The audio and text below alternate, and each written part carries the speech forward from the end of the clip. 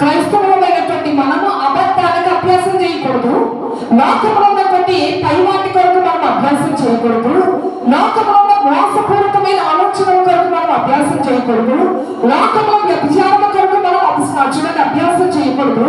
మనం దేని కొరకు అభ్యాసం చేయాలి? దేవుని బిడ్డలు ఏం అభ్యాసం చేయాలని దేవుడు కోరుకుంటున్నాడు? ఈ రోజున మనము 3 మాటలు చూసుకుని మనం గుర్తుంచుకుంటాం. అసలు క్రైస్తవులు అభ్యాసంలో చేయవలసిన విషయాలు ఏంటి చూడండి. మొట్టమొదటిగా అపొస్తలుల కార్యముల గ్రంథము 24వ అధ్యాయము 16వ వచనం చదువుకుందాం. అపొస్తలుల కార్యముల గ్రంథము 24వ అధ్యాయము 16వ వచనం.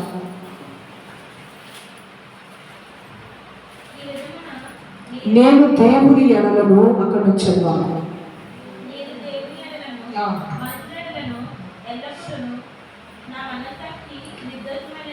నా మనస్సాక్షి నిర్దోషమైనదిగా ఉండనట్లు అభ్యాసము చేసుకొనుచున్నాను.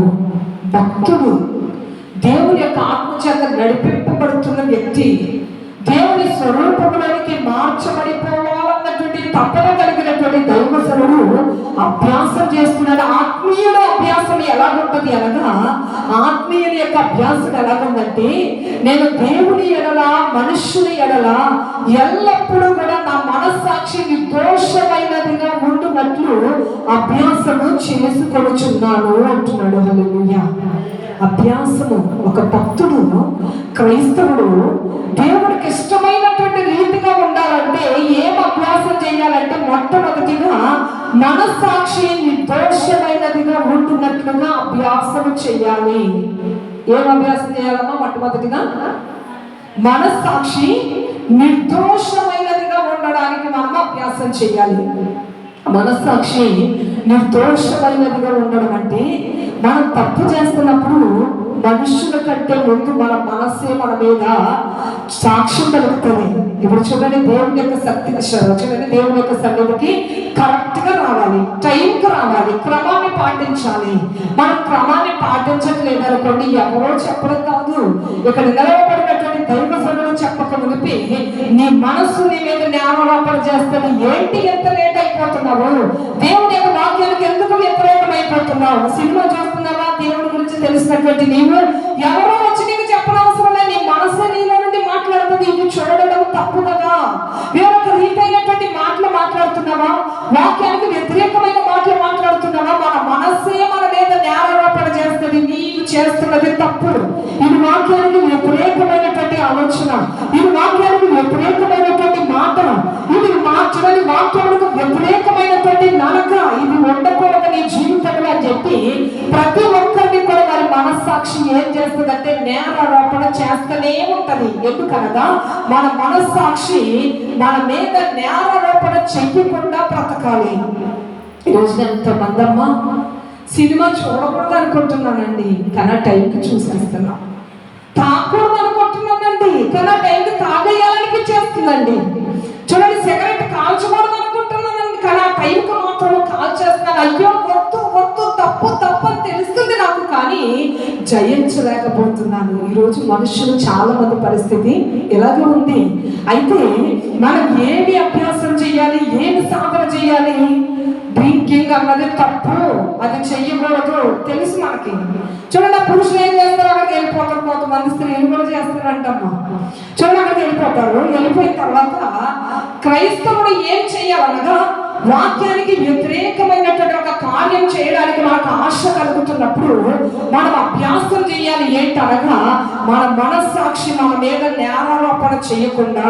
ఒకవేళ తప్పు చేసేసామనుకోండి, చూడండి, యూట్యూబ్ లో ఒక చెడ్డ వీడియో చూసేసామనుకోండి, ఆ టీవీలో ఒక చెడ్డదాన్ని మనం చూసేసామనుకోండి, వెంటనే మన మనస్సాక్షి మనతో చెప్తే తప్పు, నువ్వు చేసింది తప్పు, నువ్వు మాట్లాడింది తప్పు, నేను ఆమె గురించి తప్పైనటువంటి మాటలు మాట్లాడాను, నేను ఈ విషయంలో అబద్ధమాడాను, నేను ఈ విషయంలో మోసం చేశాను, నేను ఈ విషయంలో చెడు చూపు చూసామని మన మనస్సే మనతో మాట్లాడేస్తుంది. అయితే క్రైస్తవుడు ఏం చేయాలనగా, మన మనస్సాక్షి నిర్దోషమైనదిగా ఉండేలాగున సాధన అభ్యాసం చెయ్యాలి. ఈ అభ్యాసం చేశాడమ్మా అపోస్తలుడైనటువంటి పౌలు.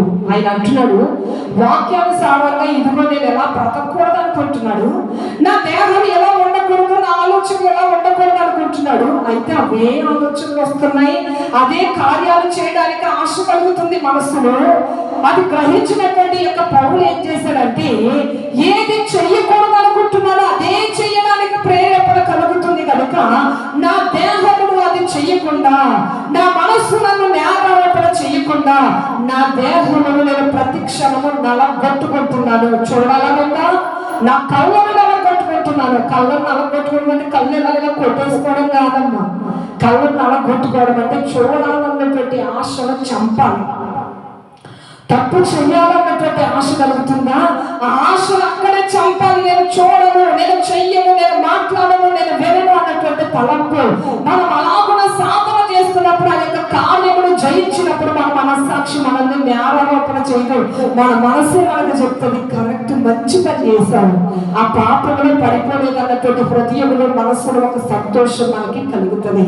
చూడండి, చాలా మంది మనస్సాక్షి చెప్తున్నా నేరారోపణ చేస్తున్నా సరే ఆ నేరారోపణ పక్కన పెట్టి అదే రీతిగా బ్రతికేస్తారు. చూడండి, ఉదాహరణగా మనం చూస్తే సౌలు రాజు, ఇశ్రాయేలు మొట్టమొదటి రాజు.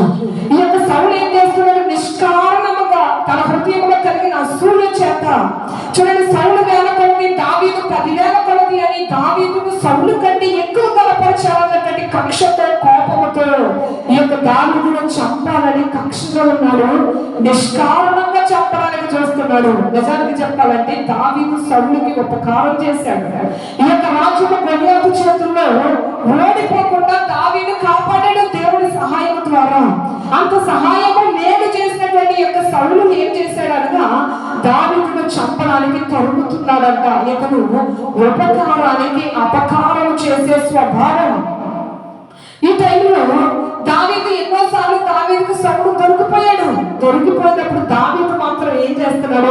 అభిషేకించబడిన వ్యక్తిని నేను ముట్టకూడదని చెప్పి, చూడండి, ఒక టైంలో వాటర్ బాటిల్ అవి తీసుకెళ్లి, రాజా నువ్వు చంపేయడానికి నాకు అధికారం, అవకాశం వచ్చింది, కానీ నేను చంపాలని నాకు ఆలోచన లేదయ్యా, నేను చంపనయ్యా, ఎందుకంటే నేను నిన్నల్ని, నీవు రాజును, నాలాంటి వాడి వరకు ఎందుకయ్యా బతుకుతున్నావు అని చెప్పి ఆయన యొక్క మంచి స్వభావాన్ని, దైవికమైనటువంటి స్వభావాన్ని దావీదు కనపరుస్తుంటుండగా ఈ సౌలు ఏమంటాడో తెలుసా? నాయనా, నా కుమారుడా సౌలా, దావీదా, నేను నిన్ను చంపాలనుకుంటున్నాను కదా, నన్ను క్షమించు. నీవు నాకంటే యోగ్యుడు, నీవు నాకంటే ఉన్నతమైనటువంటి స్వభావం కలిగిన వాడవు, నీవు నాకంటే నీతి పరుడవు, నేను అయోగ్యుడు, నేను మంచివాడిని కాదని తన నోటితో తానే ఒప్పుకుంటున్నాడు. ఎందుకనగా తన మనస్సాక్షి తన మీద నేరం ఒప్పుతుంది, నేను చేసింది తప్పు. దావీదు ఉపకారం చేసి అపకారం చేస్తున్నాను. ఏ తప్పు చేయలేనటువంటి నేను అపవాది చేత బంధింపబడి పీడింపబడుతున్నప్పుడు ఈ యొక్క దావీదు సితారా వాయిస్తుండగా నాలో ఉన్నటువంటి దెయ్యాలు పారిపోతున్నాయి. అలాంటి ఉపకారం చేసినటువంటి సౌలు దావీదును నేను చంపాలని చూస్తున్నానంటే నువ్వు చేస్తున్నది తప్పు తప్పని మనస్సాక్షి ప్రేరేపిస్తుంది. చూడండి, అప్పుడే పశ్చాత్తాపడేవాడు, మరలా నాయన నన్ను క్షమించాలేవాడు, వెళ్ళిపోయిన తర్వాత మరలా చంపడానికి చూసేవాడు. అతను ఏమయ్యాడు? మనస్సాక్షి నేరారోపణ చేస్తుండగా ఆ నేరారోపణ నుండి బయటపడకుండా, ఆ చెడ్డ కాలంలో నుండి బయటపడకుండా, చూడండి, సాధన చెయ్యలేదు. ఒకవేళ హృదయంలో అసూయ కలుగుతుందా? దావీదు గొప్పవాడైపోతుంటే సౌలుకు హృదయంలో కోపం వస్తుందా? ఏం చేయాలి? దేవుని యొక్క బిడ్డగా ఆయన ఆలోచన చేయాలి. మనస్సాక్షి నేరారోపణ చేస్తున్నప్పుడు ఆ మనస్సాక్షి దగ్గర నిర్దోషిగా ఉండడానికి సాధన చేయాలి. ఏం చేయాలి? ఆయన ఆశ కలుగుతుంది చంపాలని. ఏం చేయాలి? హృదయంలో ఆశ కలిగినా నేను చంపకూడదు, అతను ఏం తప్పు చేశాడు? దేవుడు కదా నన్ను రాజుగా నిలబెట్టాడు, ఆయనని రాజుగా నిలబెట్టినప్పుడు నేను అంటగించడానికి నేను ఎంతటి వాడిని? ఆయన ఉపకారం చేసే స్వభావము, ఆయన మంచివాడు కనుక దేవుడు మంచివాడిని హెచ్చిస్తాడు కనుక అలా జరుగుతుందని తన మనసుతో తాను చెప్పుకొని, తన హృదయ ఆలోచనలతో తాను చెప్పుకొని లోపల నుండి వస్తున్నటువంటి కక్షలు, అసూయలు, చంపాలన్నటువంటి యొక్క ఆలోచనలు ఏం చేయాలి? అణిచివేసి తన మనస్సాక్షి నేరారోపణ చేయకుండా కాపాడాలి. కానీ అలా చేయలేదు. హృదయంలో ఆలోచన చంపాలని వస్తుంటే వెళ్ళిపోతున్నాడు, చంపేద్దామని ప్రయత్నాలు చేస్తున్నాడు. ఈ రోజున క్రైస్తవులమైనటువంటి మన జీవితాలలో ఒకవేళ దేవుని యొక్క వాక్యములకు వ్యతిరేకమైన ఆలోచనలు మన మనసులో వస్తున్నాయా? దేవుని యొక్క ఆలోచనకు వ్యతిరేకమైనటువంటి తలంపులు వస్తున్నాయా? ఇవన్నీ కూడా వస్తున్నప్పుడు మనం ఏం చేయాలంటే మన మనస్సాక్షి మన మీద నేరారోపణ చేయకుండా ఎప్పుడు చేస్తాం? పాపం చేసేస్తే నేరారోపణ చేస్తాం. అలా కాకుండా చెయ్యకుండా ఆగిపోయామనుకోండి, మన మనస్సాక్షి నేరారోపణ చెయ్యదు, మనల్ని మెచ్చుకుంటది. అమ్మా తప్పు చేయకుండా బాగానే కాపాడబడ్డా, దేవుని సన్నిధిలో యథార్థంగానే ఉండమన్నటువంటి సంతోషం మనకు కలుగుతుంది. క్రైస్తవుడు అభ్యాసం చేయవలసింది ఏంటి అనగా, మనస్సాక్షిని నిర్దోషమైనదిగా ఉండేటట్లుగా చూసుకోవాలి.